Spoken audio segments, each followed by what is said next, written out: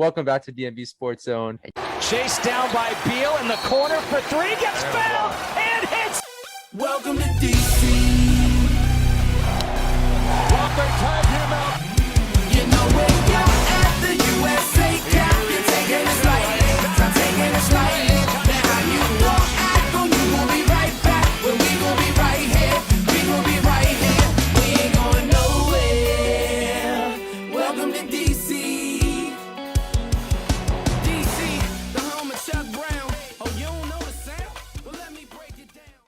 What's good, everyone? It's your boy Nazi with another video for the channel. Welcome back to DMV Sports Zone, and I'm here with your Day 9 recap of the 2022 Washington Commanders training camp period. Yes, guys, we're giving you the great content that you deserve, and before even getting into what happened on the field, I do want to shout out all the Commanders fans that continue to show up every single day at training camp for nearly the last 2 weeks. It's been amazing to see all the fans really hype up the team while they're practicing, and also, of course, post-practice, getting all the autographs from the players and stuff. It's just really cool to see all of our fan base really rally around this team. And with that out of the way, I'm going to get to everything that happened on the field during Day 9 on Friday, August 5th, 2022. So first and foremost, in terms of injuries, wide receivers De'Ami Brown and Curtis Samuel were working off to the side. I mean, at this point, again, I said this on previous live streams, I'll say it again. Just call it Mr. Curtis Samuel side field or something like that, because at this point, I mean, I feel like he kind of owns residence on the side field with as much time that he's spending on there. But it is what it is. Tight ends, John Bates, guard Trey Turner, guard Sadiq Charles, cornerback DeJuan Neal, who we brought in very recently, and safety Troy Apke all sat out of practice, so we did not get to see them during Day 9 of Washington Commanders training camp. But Carson Wentz was looking pretty good out there, especially when targeting J.D. McKissic and Antonio Gibson out of the backfield, although there was this one play that really caught Twitter abuzz. It was basically reported on by Matthew Perez of the Washington Times, I believe, and friend of the channel. There was one play on Friday where Montez Sweat was chasing down Carson Wentz.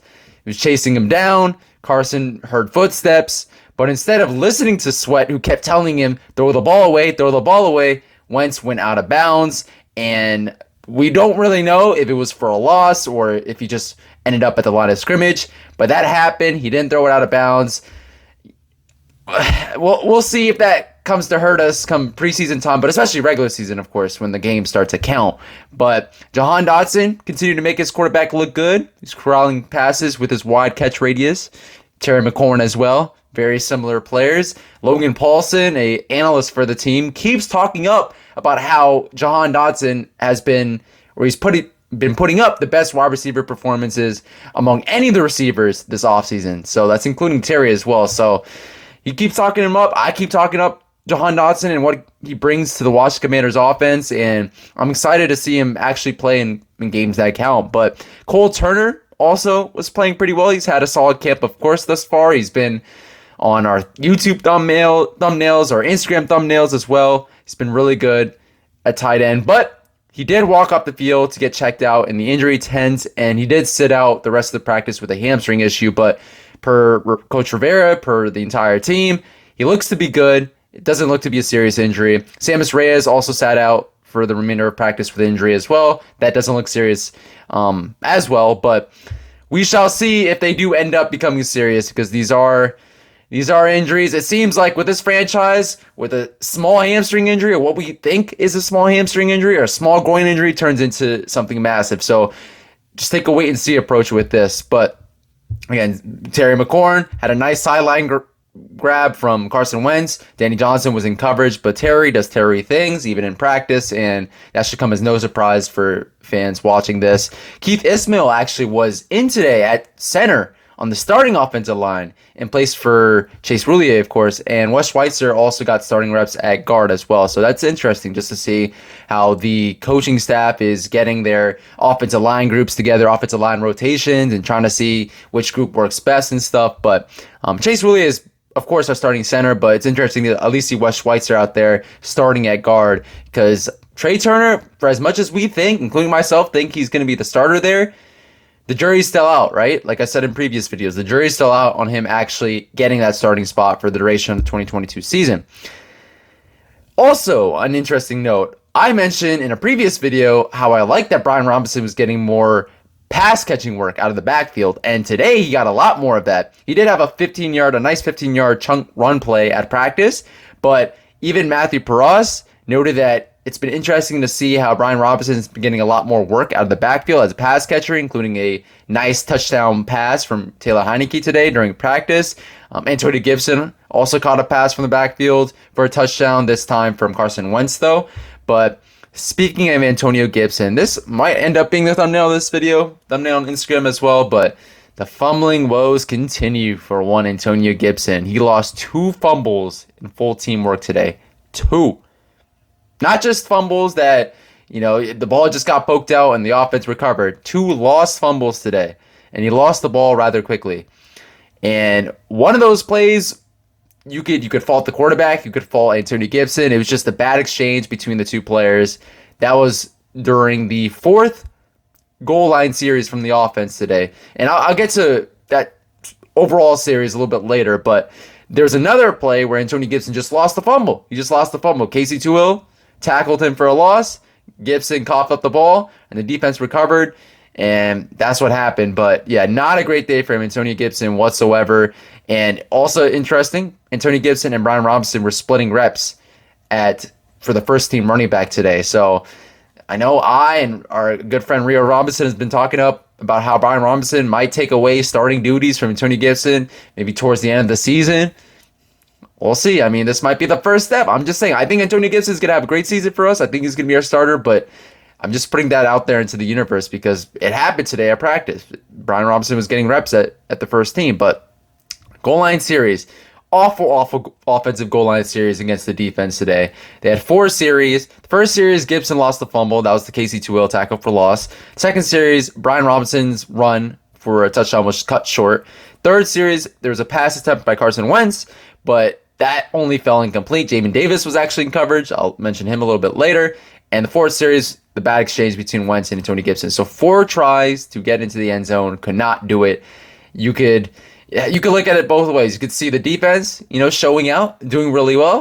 You could look at it that way. You could also look at it being that the offense just wet the bed, right? And did not end up scoring. And maybe you could attribute that to Carson Wentz just being here for relatively short time and just trying to master the playbook a little bit more, or just players being rusty.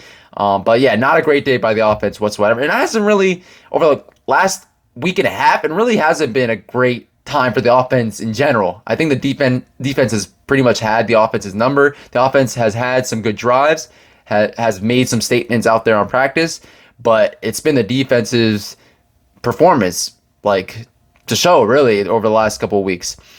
And in terms of the defense, Cameron Curl continues to have an excellent camp. He recovered a fumble and helped out nicely on a run stop. So our boy Cam Curl continues to show out on the field, and I think he's going to have an excellent 2022 season as well.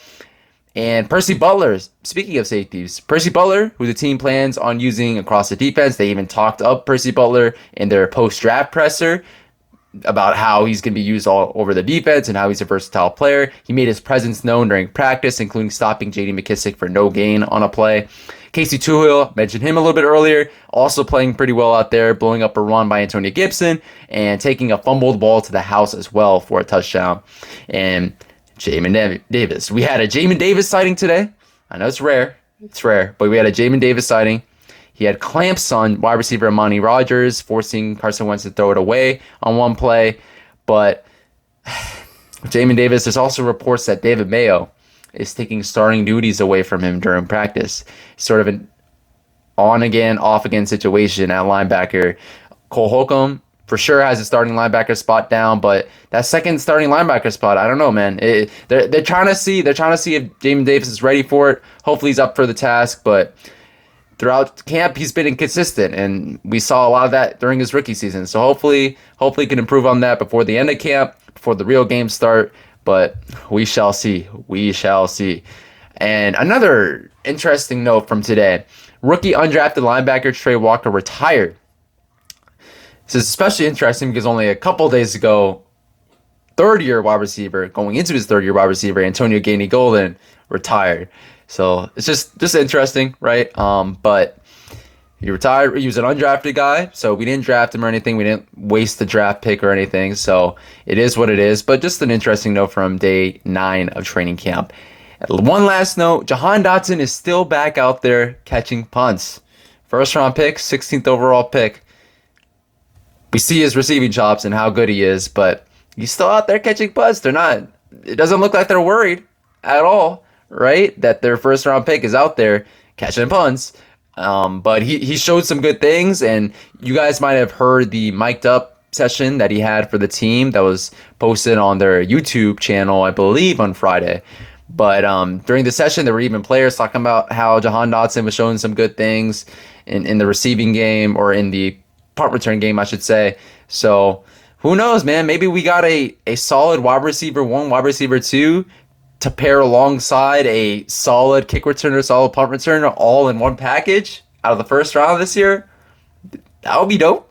That would be dope. But with that being said, that is my full recap of day 9 of the Washington Commanders training camp. It has been a pleasure giving you guys this recap of today's events, and see you guys tomorrow night. Tomorrow night, the DMV Sports Zone crew, 3/4 of the DMV Sports Zone crew as of now, Evan, Abdullah, and I will all be at the training camp practice at FedEx Field. We'll all be having a blast, and hopefully there will be a vlog soon to come that will be posted on the YouTube channel. But yeah, man, football is near, man. Football is near. The Hall of Fame game just happened. I know I mentioned that on my previous video. I mean, none of the starters really played on either side, but it just really shows you that football is near and football is here.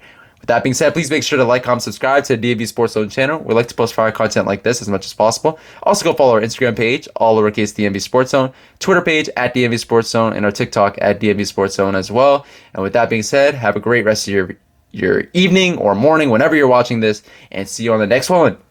Peace.